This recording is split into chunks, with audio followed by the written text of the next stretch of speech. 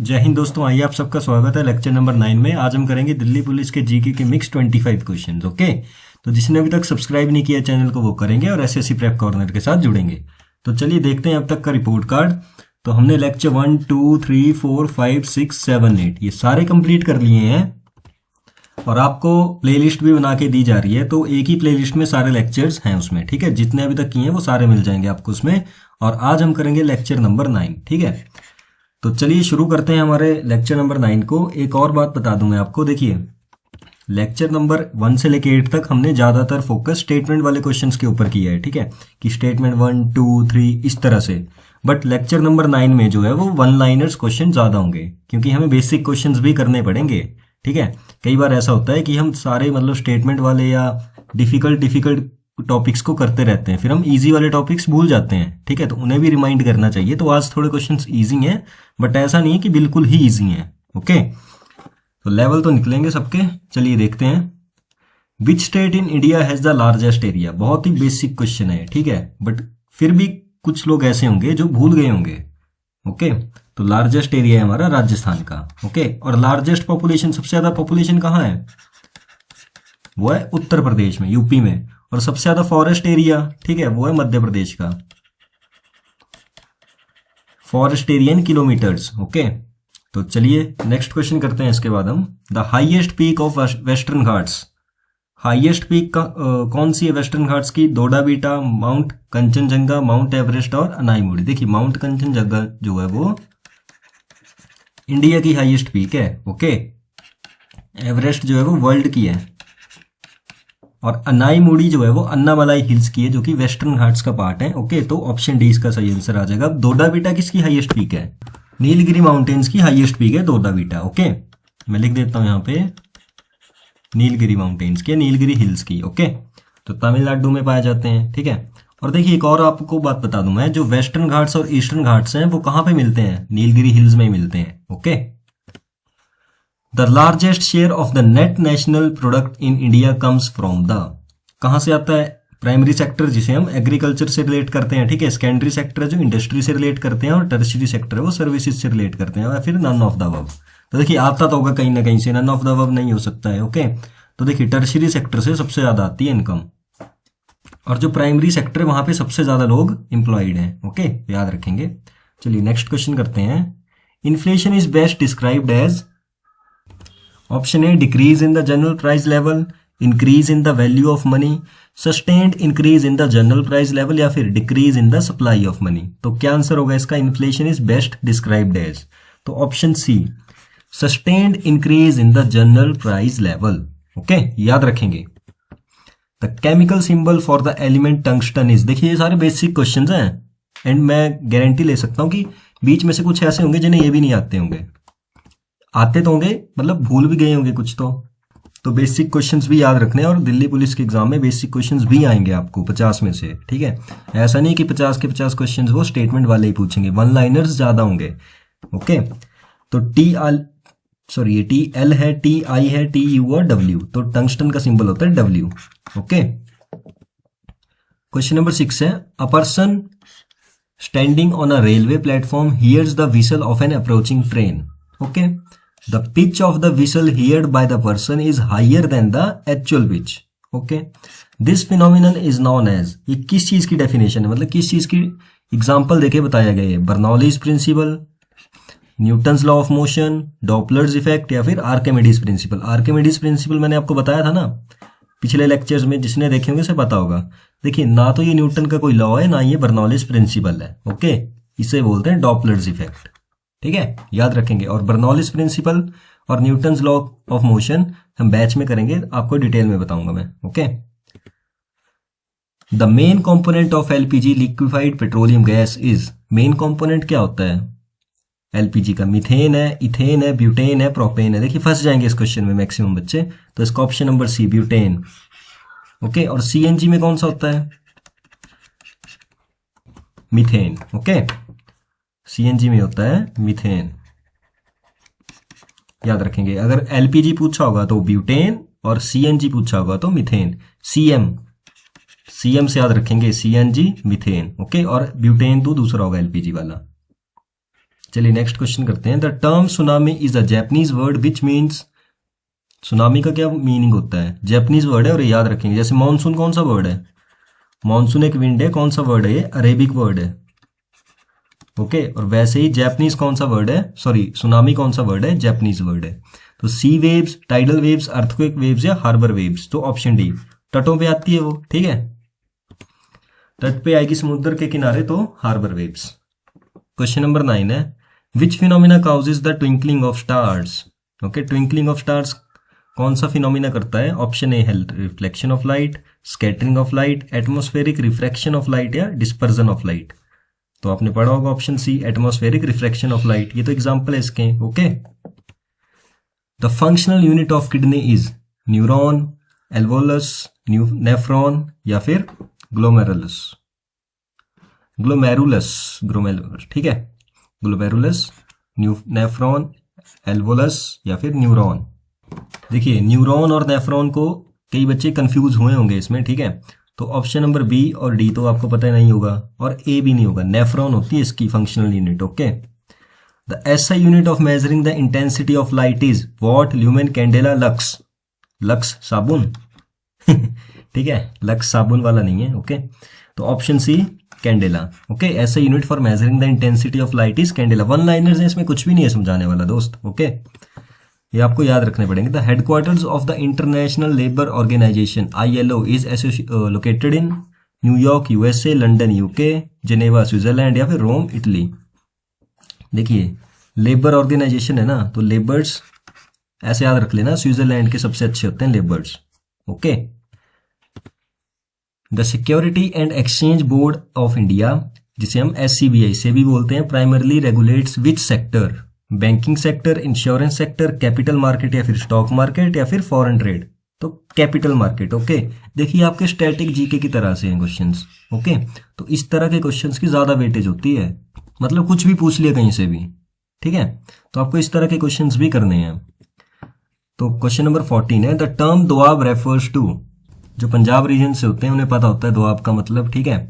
ये basically geography की term है, an area of shifting Sands, ठीक है। ऑप्शन ए। ऑप्शन बी है, attract of land lying between two plateaus, attract of land lying between two reverse, coastal marshy area. देखिए option A, B और D ये नहीं होंगे। दोआब होता है attract of land, attract of land lying between two reverse. देखिए इस तरह से भी एक रिवर है, बीच में लैंड है, और इस तरह से भी एक रिवर है, ठीक है। तो इसके बीच में जो एरिया होता है ना, उसे बोलते हैं हम doab. Okay, so which one of the following in this valley sites is known as for the discovery of a planned grid systems with streets intersecting at right angles? आपको पता है ना, वहां पे राइट एंगल्स पे इंटरसेक्ट करती हुई streets found की गई थी। तो लोथल, धोलावीरा, मोहनजोदारो और चुनादारो, तो वो है सी, मोहनजोदारो, ठीक है। The concept of judicial review in the Indian constitution has been adopted from the constitution of. देखिए इस तरह का क्वेश्चन गारंटी आएगा ही आएगा, बहुत सारी शिफ्ट्स में आएंगे इस तरह के क्वेश्चंस की यही चीज हमने किस कंट्री से बोरो की है, कहां से की है। तो इसके ऊपर मैं एक वीडियो भी बना के लाया हूं, ठीक है। आई बटन में उसका लिंक दे दूंगा, उसे जरूर से देखना है आपने। तो कनाडा, USA, UK, जर्मनी, तो इसका आंसर होगा USA, option B. The term latitudes and longitudes are used to define distance from the equator, location and time, ocean currents या atmospheric pressure। देखिए location and time, अब देखिए मैं समझाता हूँ इस चीज को। देखिए ये क्या होता है आपका, लॉन्गिट्यूड है, लैटिट्यूड है। ये आपका लैटिट्यूड जो लेटे हुए होते हैं, और लॉन्ग जो खड़े होते हैं उन्हें लॉन्गिट्यूड्स बोलते हैं। ओके, तो मान लीजिए इधर कोई कंट्री है, इधर भी कोई कंट्री है, इधर भी कोई कंट्री है, मान लीजिए, ठीक है, और बीच में सारा सी है ये, ठीक है। तो आप खड़े हैं यहां पे, और ये आपका दोस्त है कंट्री में, ठीक है। आपने इसके साथ फोन पे बात की, तो इसने पूछा आपसे, ए पॉइंट वाले ने बी पॉइंट से, कि तुम कहां पहुंचे। तो ये क्या बताएगा कि मैं नथुलाल हलवाई की दुकान के पास पहुंचा? बिल्कुल भी नहीं, क्योंकि समुद्र में कोई दुकान ही नहीं होगी। तो ये किस तरह से बताएगा कि भाई मैं इतने लॉन्गिट्यूड पे और इतने लैटिट्यूड पे हूं। ओके, 10 डिग्री लॉन्गिट्यूड पे और 12 डिग्री लैटिट्यूड पे इस तरह से मैं खड़ा हूं, इतनी डिग्री लोकेशन पे हूं, तो मैं यहां पहुंचा। तो इसलिए लैटिट्यूड और लॉन्गिट्यूड हम टर्म्स देते हैं, ठीक है। तो वो लोकेशन एंड टाइम बताने के लिए होती है। ओके, अब जो आपके लैटिट्यूड्स होते हैं ना, वो आपकी लोकेशन बताते हैं, ठीक है, इक्वेटर हो गया, ट्रॉपिक ऑफ कैंसर, कैप्रिकॉन, ठीक है, ये आपकी लोकेशन बताते हैं। और जो लॉन्गिट्यूड्स होते हैं, ठीक है, वो आपके टाइम बताते हैं, याद रखेंगे ये भी। ऐसे भी पूछ सकते हैं कि लैटिट्यूड क्या बताता है, लॉन्गिट्यूड क्या बताता है। चलिए क्वेश्चन नंबर 18 है, which body calculates the gross domestic product GDP in India? Very important question, okay. Option A ministry of finance, reserve bank of India, national statistical office या फिर नीति आयोग। तो option number C, national statistical office, okay, याद रखेंगे। 19th question है, which instrument is use to measure the intensity of earthquake? Barometer, seismograph, ammeter, tensiometer. Seismograph, okay. अभी आपको पता ना कि हिमालयन रीजन को किस में डिवाइड किया, हिमालयास को जोन नंबर 6 में डिवाइड कर दिया गया है, ओके। तो ये भी आपको याद रखना है। पहले कितने जोन्स होते थे? 5 जोन्स होते थे पहले, ठीक है। अब नया 6 जोन बनाया जिसमें पूरे एंटायर हिमालयन रीजन को जोन 6 में रखा है। मतलब जितना ज्यादा जोन उतना ही ज्यादा खतरा है वहां पे, ओके, जितना बड़ा जोन। तो याद रखेंगे। लीजिए क्वेश्चन नंबर 20 स्टेटमेंट वाले क्वेश्चंस भी हैं कुछ 4-5 हमारे पास। With reference to the phenomena of tropical cyclones consider the following statements. They develop only over a warm ocean waters where the sea surface temperature is typically above 27 degree Celsius, okay. तो tropical area आपको पता होगा, tropic of cancer और tropic of Capricorn के बीच में ये वाला, ओके। तो बीच में इक्वेटर होता है यहाँ पे 23.5 डिग्री नॉर्थ और 23.5 डिग्री साउथ है, ठीक है। तो the presence of Coriolis force is necessary for the initial formation and rotation of the cyclone, okay. तो थर्ड है, the central region of the cyclone known as the eye, okay, is characterised by increase rainfall and high wind speeds. तो correct बताना है आपने। देखिए जो आई बनती है ना बीच में, वो काम जोन होता है, इंटेंस रेनफॉल और हाई विंड स्पीड्स नहीं होती वहां पे, ठीक है, काम जोन होता है। तो थर्ड तो आपका गलत है, तो ऑप्शन ए आपका बचा, ठीक है। अब कुछ ऐसे होंगे जिन्हें नहीं पता लग रहा होगा ये कौन सा क्वेश्चन है और किस तरह से क्वेश्चन हैं, जरूरी नहीं है सबने पढ़ा हो, ओके। तो मैं आई बटन में वर्ल्ड जियोग्राफी की वीडियो दे दूंगा, सिर्फ 1 घंटा 45 मिनट की वीडियो है वो, उसमें पूरी वर्ल्ड जियोग्राफी कवर करी गई है, तो वो जरूर से देखें, वहां मैंने डिटेल में बताई ये सारी चीजें, ओके। अब यहां मैं बताने लगूंगा तो बहुत ज्यादा टाइम लग जाएगा, क्योंकि बहुत थोड़ा डीपली पढ़ाना पड़ेगा, फिर तभी समझ में आएगा। तो बेटर है आप उस वीडियो को देख लें, आपको और टॉपिक्स भी साथ में समझ आ जाएंगे। पर जिन्होंने पढ़ा होगा उन्हें पता होगा कि आई जो है वो काम जोन होता है और कोरियोलिस फोर्स नेसेसरी होती है, और डिफरेंस कितना होना चाहिए सी सरफेस में 27 डिग्री सेल्सियस का, ओके। तो 21st क्वेश्चन है, which of the following activities are included while calculating GDP of India? देखिए, value of final goods and services produced by foreign companies operating in India, या फिर spending on the construction of a new factory building. अब देखिए third हमारे पास statement क्या है, income generated by Indian citizens working abroad, और fourth है value of intermediate goods used in the production of process, used in the production process, okay. तो आपने बताना है करेक्ट। अब देखिए जीडीपी होता है ग्रॉस डोमेस्टिक प्रोडक्ट, इतना सबको पता होता है, इसके अलावा कुछ नहीं पता नहीं होता, ओके, जिसने नहीं पढ़ा है। अब देखिए जीडीपी जो होता है वो हम काउंट करते हैं विद इन कंट्री, ओके। अगर वो देखिए स्टेटमेंट नंबर 1 है ना हमारे पास, value of final goods and services produced by foreign companies operating in India, okay, तो वो जीडीपी में काउंट होगा। तो स्टेटमेंट नंबर 1 हमारी सही है, तो मतलब ऑप्शन नंबर डी हमारे पास गया, ओके।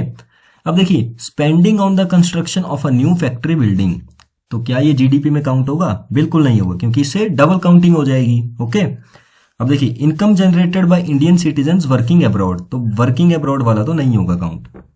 अब देखिए हमारे पास अगर 2 कैंसिल हो गया तो सी और बी ऑप्शंस भी गए, तो बचा क्या 1 और 4, ओके। तो value of intermediate goods used in the production process, sorry, ठीक है, स्टेटमेंट नंबर आपकी 4 जो है वो गलत है, ये है डबल काउंटिंग वाला, ये नहीं था यार, सॉरी, ओके, मैं खुद ही भूल गया भाई। तो आपकी स्टेटमेंट नंबर 2 जो है वो सही है, ओके, और स्टेटमेंट नंबर 4 जो है आपकी वो गलत है। तो स्टेटमेंट 2 आपकी सही है और स्टेटमेंट नंबर 4 आपकी गलत है, तो ऑप्शन बी इसका सही आंसर आ जाएगा, ओके। तो चलिए क्वेश्चन नंबर 22 करते हैं हम अभी।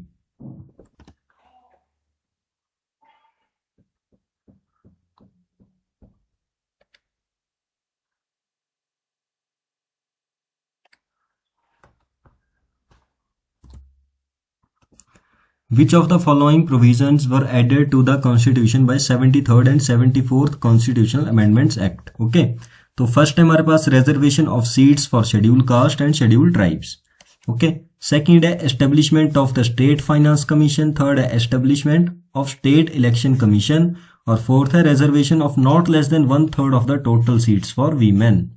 तो करेक्ट बताना है आपने, तो ऑल, ठीक है, सारे करेक्ट हैं। याद रखेंगे कि 73rd और 74th अमेंडमेंट से क्या क्या ऐड हुआ था। देखिए, जब अमेंडमेंट होती है तो बहुत सारी चीजें बदलती हैं, एक ही चीज नहीं बदलती। ओके, तो रिजर्वेशन भी हुआ था सीट्स का for scheduled caste and scheduled tribes का। ओके, फाइनेंस कमीशन भी एस्टेब्लिश हुआ था, स्टेट फाइनेंस कमीशन, और स्टेट इलेक्शन कमीशन भी ऐड हुआ था, और reservation not less than 1/3 of the total seats for women. तो 1/3 से कम सीट्स का रिजर्वेशन भी हुआ था। ओके, 1/3 से कम नहीं होनी चाहिए, इससे ज्यादा ही होनी चाहिए। ठीक है, तो सारी स्टेटमेंट्स सही हैं। 23rd क्वेश्चन है, consider the following statements about the peninsular plateau of India. देखिए, पेनिनसुलर का मतलब क्या होता है वो बताता हूं मैं आपको। देखिए, ये इंडिया है हमारा ना। ओके, नीचे से साउथ पोर्शन जो है इसका, देखिए यहां भी पानी है, यहां भी पानी है, यहां भी पानी है, जो 1 2 3 तीनों साइड से पानी से घिरा वो पेनिनसुलर हो गया। ओके, अब देखिए, it is the oldest and most stable land mass of India, composed of mainly old crystalline, igneous and metamorphic rocks. Okay, the western ghats are comparatively lower in height and less continuous than the eastern ghats। अब देखिए, third है, the Chota Nagpur plateau is rich in mineral resource like coal, iron ore and mica. देखिए, 2 statement बिल्कुल गलत है, मैं अभी बताता हूं आपको। तो ऑप्शन सी हो गया 1 और 3। अब देखिए, आपको पता है वेस्टर्न घाट्स की हाइट बहुत ज्यादा है भाई ईस्टर्न घाट्स से। ओके, क्योंकि ईस्टर्न घाट्स की तरफ क्या आ रही है, नदियां आ रही है, गोदावरी, कृष्णा, कावेरी, बड़ी बड़ी नदियां चल रही है। तो उन्होंने क्या कर रखा है, इरोड कर रखा है ईस्टर्न घाट्स को। ओके, और वहां पे डेल्टा फॉर्म्स कर रखे हैं। तो ईस्टर्न घाट्स सबसे पहले तो कॉन्टिन्यूस नहीं है, ठीक है, क्योंकि वहां पे नदियां बह रही हैं उस साइड को, उन्होंने इरोड कर दिया है उन पहाड़ों को। ओके, और उनकी हाइट भी कम है, क्योंकि हमारा जो पेनिनसुलर प्लेट्यू है उस तरफ को टिल्टेड है। ठीक है, और इस तरफ वेस्टर्न घाट्स है हमारे, जिन्हें सह्याद्री बोला जाता है महाराष्ट्र में, ये भी याद रखेंगे। तो ऑप्शन सी इसका सही आंसर आ गया। चलिए, क्वेश्चन नंबर 24 है, which of the following statements is या are correct regarding plant cells. So they possesses a rigid cell wall primarily made up of cellulose which provides structural support. They usually lack of cell membrane. Okay, they typically have a large central vacuole that maintains cell turgidity. Unlike animal cells, they perform photosynthesis. अब देखिए, आपने सिर्फ statement number 2 पढ़नी है। आपको पता है ना प्लांट्स में सेल वॉल होती है, तो लैक किस तरह से करेंगे वो, तो 2 गया 2 गया 2 गया, ऑप्शन सी आ गया 1 3 एंड 4। ओके, इस तरह से बनाना है क्वेश्चन को। अब देखिए, 1 भी सही है, 3 भी सही है और 4 भी सही है आपकी। ओके, तो चलिए, फोटोसिंथेसिस तो करते हैं, सबको पता है, और वैक्यूल होता है। ओके, वो प्रोवाइड करता है turgidity and rigidity. Okay, last question है आज की क्लास का, द ऑपरेशन सागर बंधु, वेरी इंपॉर्टेंट क्वेश्चन है। Okay, was launched by India to provide aid to which neighboring country affected by a severe cyclone storm Ditwa in late 2025? Maldives, Bangladesh, Sri Lanka, Myanmar. तो जिसे हमारे बेटे ने क्या कर दिया, एक्सपायरी डेट वाला सामान भेज दिया। ओके, मदद के नाम पे। ठीक है, तो उस देश को हेल्प की उसने। तो किस देश को करा था उसने ऐसा, श्रीलंका के साथ, और इंडिया ने क्या किया, उसकी हेल्प की थी। ओके, ऑपरेशन सागर बंधु लॉन्च किया था। जितने भी ह्यूमैनिटेरियन और मिलिट्री ऑपरेशंस है ना, मैं उन दोनों की वीडियो करवा चुका हूं, मैं उन दोनों का लिंक आपको आई बटन में दे दूंगा, तो वहां से जरूर चेक करें आप। ओके, तो ऑपरेशंस भी आते हैं बहुत सारे। तो श्रीलंका इसका सही आंसर हो जाएगा। और कौन सा साइक्लोन आया था, दित्वा आया था। ओके, 2025। आपने कमेंट सेक्शन में बताना कि दित्वा नाम किस कंट्री ने दिया है। ओके, किस कंट्री ने दित्वा नाम दिया है इस साइक्लोन का इस बार। तो चलिए, इसी के साथ हमारा आज का सेशन खत्म होता है। अगर आपको पसंद आए तो लाइक, शेयर और जरूर करें, और सब्सक्राइब करना ना भूलें। ठीक है, सब्सक्राइब जरूर से करें, इससे मुझे भी मोटिवेशन मिलेगी और मैं नया नया कंटेंट आपके लिए लाता रहूंगा। चलिए, मिलते हैं नेक्स्ट सेशन में, तब तक के लिए जय हिंद, जय भारत।